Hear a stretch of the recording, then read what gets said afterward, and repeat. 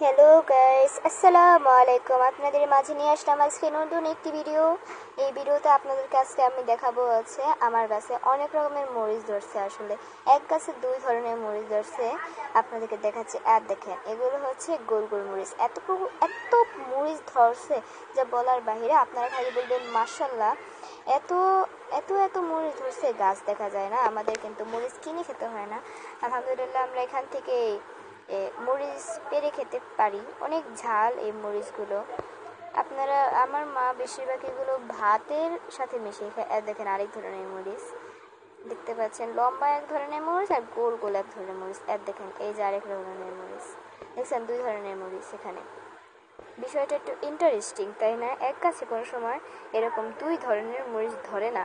আপনাদের সাথে মজা করলাম এতক্ষণ, আপনারা মাইন্ড করবেন না। ওই যে একটা গাছ আর এই যে হচ্ছে আরেকটা গাছ, দুটো গাছ এখানে।